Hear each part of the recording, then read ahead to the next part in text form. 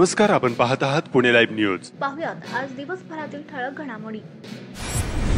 खेड तालुक्यातील भामा आसखेड धरण प्रकल्पाजवळ बाकीतर्फे वाडा गावाच्या हद्दीत आलिशान बेकायदेशीर रिसॉर्ट चक्क धरणात भराव टाकून उभारण्यात आल्याचा आरोप होतो आहे। भामा आसखेड प्रकल्पाच्या जलसाठा क्षेत्रात उभारण्यात आलेल्या या रिसॉर्टवर बारबाला आणि काही नागरिकांना अत्यंत आक्षेपार्ह स्थितीत पोलिसांनी पकडले होते। मागील 8 ते 9 वर्षात अनेक तक्रारी करून देखील संबंधितांवर कारवाई होत नाही। याबाबत भामा आसखेड धरण प्रकल्प, जलसंपदा विभाग आणि खेड महसूल विभाग एकमेकांकडे बोटे दाखवित इथे कारवाई करत नसल्याचा आरोप स्थानिक नागरिकांकडून होत आहे। याबाबत आता काही जणांनी थेट एनजीटी मध्ये म्हणजेच हरित लवादाकडे धाव घेतली असून याबाबत सर्व प्रशासनाकडे तक्रारी केल्या आहेत। धक्कादायक म्हणजे याच रिसॉर्टवर महसुलातील अत्यंत बडे अधिकारी पार्ट्या करत असल्याचा आरोप करत याबाबतचे काही व्हिडिओ त्यांनी सोशल माध्यमावर टाकले असून त्यामध्ये तहसीलदार, प्रांताधिकारी, महसुलातील अनेक अधिकारी संबंधित रिसॉर्ट मालकांच्या सोबत नृत्य करत असल्याचे दिसून येत आहे। यातील तक्रारदारांनी या संपूर्ण घटनेबाबत नेमकं काय सांगितले पाहूयात। नमस्कार, मी अभिमन्यू शेलार। आपल्या भामा आसखेड धरणाच्या संदर्भातील जे अतिक्रमण किंवा तिथं जे अवैधरित्या चाललेले रिसॉर्ट किंवा बाकीच्या सगळ्या गोष्टी आहे या संदर्भात आपल्याला काही माहिती द्यायची। भामा आसखेड धरणाच्या गट नंबर 59, 61 व 62 हा विजयपाल किशोरलाल शर्मा उर्फ पांचाळ यांच्या नावाने तिथे एलिगंट नावाचं रिसॉर्ट साधारण 18 एकर मध्ये विस्तारित जागेत चालू आहे। सदरून हे रिसॉर्ट हे धरणात मुरुम, माती व भराव करून याच्यातली बरीचशी जमीन ही धरणातली असून त्याच्यावर हे उभारलेलं अनधिकृत असं रिसॉर्ट आहे। इथं सगळ्या रेव पार्ट्या किंवा वेगवेगळे लग्नविधी किंवा शासकीय लोकांना घेऊन काही पार्ट्याही तिथं होतात आणि साधारण 80 लाख रुपये ह्या एका कार्यक्रमाचे हा जो कोणी पांचाळ नावाचा व्यक्ती आहे रिसॉर्टचा मालक तो घेतो। हे रिसॉर्ट पूर्णपणे अनधिकृत आहे हे सर्व शासकीय यंत्रणेलाही माहिती आहे, पण शासकीय यंत्रणाच तिथे त्याच्या सोबत सगळे असल्यामुळे याच्यात कोणतीही कारवाई होत नाही। मागील 4 वर्षापासून मी पाठपुरावा धरण विभाग, जलसंपदा विभाग, महसूल विभाग, मोजणी विभाग या सगळ्यांशी मी पाठपुरावा करून याची कागदपत्र सुद्धा सादर केलेली आहेत, पण त्याच्यावर काहीही आतापर्यंत कारवाई झाली नाही। साधारण एक 16 ते 17 पासून म्हणजे त्या बातम्याही माझ्याकडे आहेत सगळे की या धरणाच्या या रिसॉर्टच्या ते पूर्वीच्या याच्या नावाने दुसऱ्या नावाने होतं। इथं या बारबाला आणून असा नंगानाच चालू होता।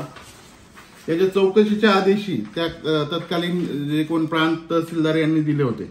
असं भरपूर काही सांगण्यासारखं याच्यात आहे। याच्यावर कारवाई कधी होणार आणि हा व्यक्ती तसंच नुसतं तेच नाही तर बाकीचेही त्याचे गैरव्यवहार सगळे किंवा त्याचे तो कसा आहे याचेही पुरावे सगळे आपल्याकडे आहे। ही सगळे पुरावे तसंच या जागेचा सगळा चित्रण मी जिल्हाधिकाऱ्यांपासून तहसीलदार, प्रांत, मोजणी विभाग या सर्व यंत्रणेला मी 4 वर्ष पाठपुरावा केल्यानंतर मला फक्त एक 2 पानाचं पत्र आता भामा आसखेड कार्यकारी अभियंत्यांनी मी ज्या माहितीच्या अधिकारात सध्याच्या याच्यात 1 महिन्यापूर्वी मागवलेली जी आहे त्याचा हा पत्र व्यवहार आहे पूर्ण। तर त्याच्यात त्यांनी म्हटलंय की त्याच्यात आम्ही 59, 61 व 62 मध्ये अतिक्रमण काढण्याबाबत प्रचलित शासकीय नियमाप्रमाणे कारवाई करण्याबाबत संबंधितांना वेळोवेळी उपविभागीय स्तरावरून तोंडी सूचना नोटीस दिलेल्या आहेत व आता ती कारवाई झालेली आहे असं त्यांचं म्हणणं आहे। पण सध्या परिस्थितीला कोणीही जाऊन तिथं बघू शकतं की तिथं कोणत्याही प्रकारची कारवाई झालेली नाहीये किंवा ते जे धरणात जो भराव टाकून जे सगळं त्यांनी उभं केलेलं आहे आणि ते खूप मोठ्या प्रमाणात म्हणजे तिथं स्विमिंग टँक, हेलिपॅड अशा सगळ्या सुखसुविधा तिथं आहे आणि या धरणाच्या भिंतीपासून फक्त 400 मीटर वरती आहे। पुणे महानगरपालिकेची जी जॅकवेल आहे, जी पाणी पुरवठा योजनेची जी विहीर आहे ती त्याला एकदम लागून आहे आणि त्याच्यासाठी पुणे महानगरपालिकेला जो त्यांचा इलेक्ट्रिक सबस्टेशन आहे त्याच्यासाठी जी जागा आहे ती याच व्यक्तीने दिली। त्याच्यामुळं त्याला रस्ताही त्या धरणातूनच पाण्यातून किंवा त्या धरणातून त्या याला जाण्यासाठी पुणे महानगरपालिकेकडनं घेतला। तर महानगरपालिकेला हे हक्क कोणी दिलेत की त्या धरणातून जायचा रस्ता हा त्या व्यक्तीला दिलेला आहे। या संदर्भात धरण विभाग, जलसंपदा विभाग, महसूल विभाग व मोजणी, भूमी अभिलेख विभाग हे चारही याच्यात दोषी असून केवळ एकमेकांवर ढकलण्यात यांनी 4 ते 5 वर्ष घालवले. हा एक मुद्दा झाला. हा तर जमिनीचा मुद्दा झाला. पण दुसरा मुद्दा आहे की तिथं जे आत्ताच्या सद्यस्थितीला जे काही 40-50 रिसॉर्ट किंवा बंगलो बांधलेले आहेत ते अधिकृत आहेत का, त्याला परवानगी कशी मिळाली? कारण मागील 6व्या महिन्यात मी या माहितीच्या अधिकाराखाली PMRD कडनं पुणे महानगर प्रदेश विकास प्राधिकरणाकडनं ही माहिती मागवली होती. तर ह्या व्यक्तीला अशी कोणतीही परवानगी तिथं देण्यात आलेली नाहीये. मग याच्यात वेगवेगळे प्रशासकीय अधिकारी, राजकीय मंडळी यांना हाताशी धरून तिथं पार्ट्या देऊन आणि मला तर आता असं समजलंय तिथं अगदी नाचगाणे आणि त्या पार्ट्यांमध्ये हा व्यक्ती तिथं उपस्थित असतो. म्हणजेच आपण नक्की दाद कुणाकडे मागायची हा मोठा प्रश्न आहे. म्हणजे पाणी प्रदूषण, आज पुण्याला पाणी जातं, काही गावं त्या पाण्याच्या योजनेवरती आम्ही पाणी पितो.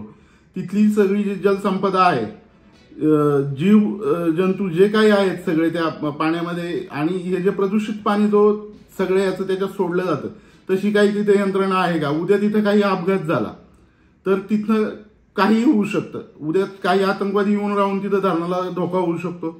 त्या मुख्य रस्त्यापासून म्हणजे करंजविरे शिवे हा जो मार्ग आहे त्याच्यावरून साधारण 2 किलोमीटर हे धरणाच्या आत त्याचं हे रिसॉर्ट आहे.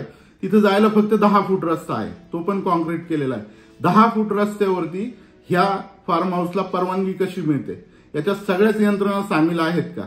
मग दाद नक्की मागायची कुठे? याच्यावर माजी आमदार साहेबांनी प्रश्न उपस्थित केला होता तारांकित.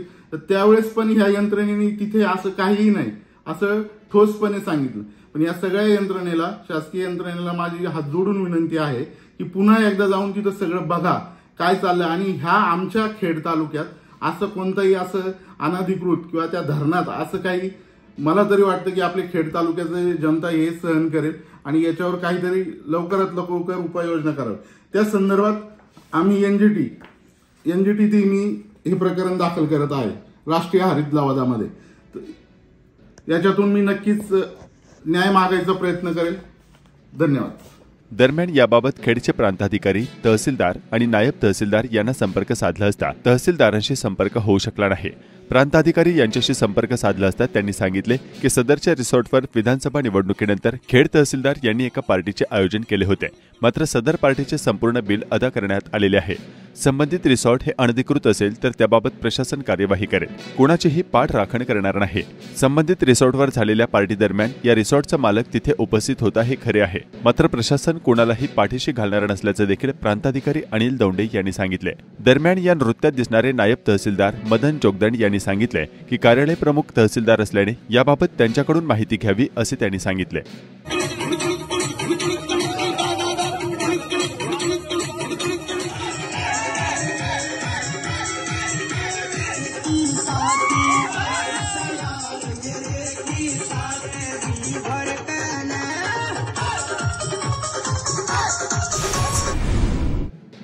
खेड तालुक्यात खूप मोठ्या प्रमाणावर शासकीय कार्यालयांमध्ये भ्रष्टाचार बोकाळला असल्याचा आरोप होतो आहे. नेमकं खेड तालुक्यात काय चाललंय याबाबत खेड तालुक्यातील स्थानिक पत्रकारांशी संपर्क साधला असता त्यांनी काय सांगितलंय जाणून घेऊयात. निरनिराळे शासकीय प्रकल्प, MIDC, औद्योगिकरण, सेज, प्रचंड वाढते नागरिकरण यामुळे खेड तालुक्यात आपली पोस्टिंग व्हावी यासाठी अनेक सरकारी अधिकारी कायम प्रयत्नशील असतात. खेड तालुक्यात काम करताना मोठमोठे भ्रष्टाचाराचे मळे अधिकारी कसे फुलवतात हे आजवर या भागात पाहावयास मिळाले आहे. बेकायदा जमीन व्यवहार, बोगस प्लॉटिंग यात सगळ्यात जास्त भ्रष्टाचार सुरू आहे. सरकारी खात्यातील भ्रष्टाचाराची गंगा खळाखळ वाहत असताना अनेक मंडळी आपले हात यामध्ये ओले करून घेण्यात गर्क असल्याने यावर बोलण्याची हिंमत कुणीही दाखवत नाही. खेड तालुक्यात मागील काही वर्षात प्रांत तहसीलदार, मंडलाधिकारी, तलाठी कार्यालयात लाचलुचपत प्रतिबंधक खात्याने एकूण ज्या कारवाया केलेल्या आहेत त्या कारवायांचा तपशील पाहता गेल्या काही वर्षात महसूल खात्याने चक्क पोलीस खात्याला सुद्धा मागे टाकत पहिला क्रमांक मिळवला असल्याची नागरिकांची भावना आहे. या सगळ्या भ्रष्टाचारात सामान्य नागरिक अक्षरशः भरडला जात आहे. मागील काही वर्षात लाचखोरीच्या प्रकरणात पोलीस खाते आणि महसूल यांच्यात अव्वल राहण्याची जणू काही स्पर्धाच खेड तालुक्यात सुरू असल्याचं चित्र पाहायला मिळते. सर्व सरकारी कार्यालयात काम करताना विनाअट जनतेची कामे करणे अपेक्षित असते. मात्र हे कर्मचारी प्रत्येक काम करण्यासाठी काही ना काही चिरीमिरी आकारतात. ही चिरीमिरी काही प्रकरणात 5-10 हजार तर काही प्रकरणात 5 ते 10 लाख किंवा त्यापेक्षा कितीतरी अधिक असते. खेड तालुक्यात मलाईदार पोस्टिंग मिळवण्यासाठी लाखो रुपये खर्चून अनेक मंडळी या भागात येतात. पुढील काही वर्ष सोप्या किंवा अवघड अशा सर्व प्रकारच्या कामात प्रचंड पैशांची मागणी करतात. अनेक अधिकारी खेड तालुक्यातील वेगवेगळ्या विभागात आपला कार्यकाळ पूर्ण करून जाताना कोट्यधीश झालेले असतात. हे आजवर पाहावयास मिळालं आहे. त्याचे कित्येक उदाहरणं चाकण MIDC परिसरात घेतलेले प्लॉट, घेतलेली गोदामं यामधून समोर येतो. हा सगळा जो काळा बाजार करताना ही संबंधित येणारी अधिकारी मंडळी, ही राजकारणी, माध्यमं, काही उपद्रवी कार्यकर्त्याच्या सगळ्यांना सोबत घेऊन जनतेच्या खिशावरती हा डल्ला मारला जातो. खेड तालुक्यात खूप मोठ्या प्रमाणावर शासकीय कार्यालयांमध्ये भ्रष्टाचार बोकाळला असल्याचा अनुभव पावलोपावली येत आहे. काही बडी धान्यड्य मंडळी याच लाचखोर अधिकाऱ्यांना हाताशी धरून अनेक बेकायदा कामे नियमित करून घेतात. अनेक प्रकरणांमध्ये सामान्य लोकांना आपले कामे लवकर करून मिळावीत यासाठी पैसे देणे सोपे वाटते. मात्र ज्यांना लाच देणे शक्य नाही त्या ठिकाणी वादाला सुरुवात होते. सर्वच सरकारी यंत्रणा भ्रष्टाचाराच्या रोगाने ग्रासलेली असल्याचं चित्र लाचलुचपत प्रतिबंधक खात्याकडून मिळालेल्या माहितीवरून स्पष्ट होत आहे. महसूल, पोलीस, भूमी अभिलेख, वीज वितरण, जिल्हा परिषद, शिक्षण विभाग, सहकारी संस्था, पाटबंधारे, परिवहन आणि आता नव्याने स्थापन झालेल्या चाकण राजगुरुनगरच्या नगरपालिका या सर्वच कार्यालयांची हीच परिस्थिती असल्याची स्थिती खेड तालुक्यात पाहायला मिळते. नव्याने स्थापन झालेल्या चाकण आणि राजगुरुनगर पालिकांमध्ये या भ्रष्टाचार करण्यात अख्ख्या राज्यात अव्वल ठरतील असा इथला एकूण सगळा कारभार सुरू आहे. भ्रष्टाचार सगळ्याच खात्यांमध्ये आहे. अनेक घटनांमध्ये एकमेकांच्या विरोधात तक्रारी लावून देऊन खोटे तक्रार अर्ज घेऊन वाद लावून दिले जातात. यामध्येही प्रशासनातलेच काही मंडळी असतात आणि त्याच्यानंतर पैशांची मागणी होते. बरेचदा पोलिसांच्या भ्रष्टाचारामुळे नुकसान होतं, त्यामुळे त्यांच्याविषयी तक्रारी येतात. पण इतर खात्यांमध्ये होणाऱ्या भ्रष्टाचारामुळे फायदा होत असल्याने कोणी तक्रार करत नाही. वाहतूक पोलीस पैसे घेतात, त्यामुळे त्यांच्याबाबत तक्रारी होतात. पण जिथं लोक आपल्या फायद्यासाठी स्वतः पैसे देतात त्यांची कोणी तक्रार करत नाही. लाचलुचपत प्रतिबंधक खात्याकडे जे आकडे आहेत ते सगळे चक्रावून टाकणारे आकडे आहेत. सर्वच खाती भ्रष्ट आहेत. फरक इतकाच की कुणी जास्त आहे तर कुणी कमी आहे. भ्रष्टाचार मोजण्याचं कुठले साधन आपल्याकडे नाही. रोगाचं मूळ शोधून त्यावर समूळ उच्चाटन करणे महत्त्वाचे आहे. काही खात्यांमध्ये काम करून घेण्यासाठी धनाढ्य लोक स्वतः पैसे मोजायला तयार असतात, पण देणारे तयार असतील तर घेणारे घेतात. सामान्य नागरिक ही अपेक्षा पूर्णच करू शकत नाहीत. त्यामुळे त्यांची कामे सरकारी काम आणि 12 महिने थांब या दुष्टचक्रात अडकून पडतात. जेव्हा प्रबोधनही तितकंच महत्त्वाचं या सगळ्या गोष्टींमध्ये ठरतं. खेड तालुक्यात शासकीय कार्यालयांना लागलेली भ्रष्टाचाराची कीड संपवण्यासाठी ही सगळ्या सिस्टीममध्ये बदल करणं आवश्यक आहे. मात्र जे होणं आत्ता कठीणच नाही तर अशक्यप्राय होऊन बसलेलं आहे.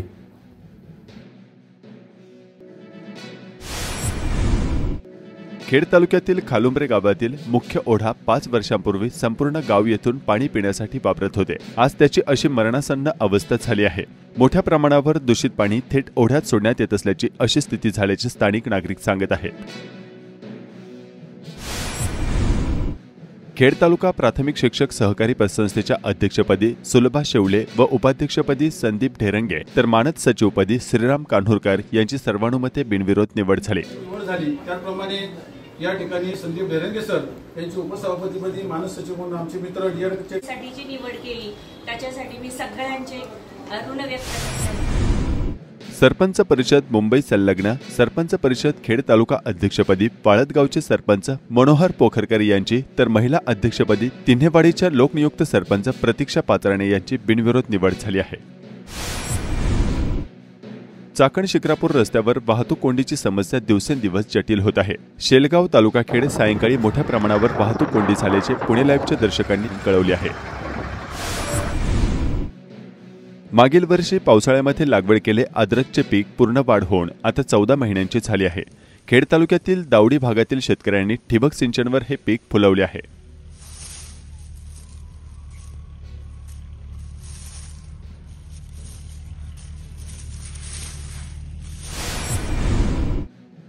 खेड कृषी उत्पन्न बाजार समितीच्या चाकण येथील महात्मा फुले मार्केटमध्ये बुधवारी 5 फेब्रुवारी रोजी कांद्याची भरपूर आवक झाली.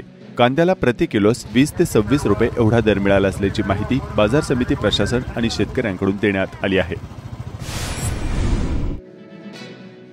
पुणे नाशिक महामार्गावर संतोष नगर जांभूळदरा जिल्हा परिषद शाळेच्या बाजूला काही झाडांच्या फांद्या रस्त्यावर केव्हाही पडून अपघात होण्याची शक्यता आहे, तर प्रशासनाने याबाबत कार्यवाही करण्याची मागणी होत आहे.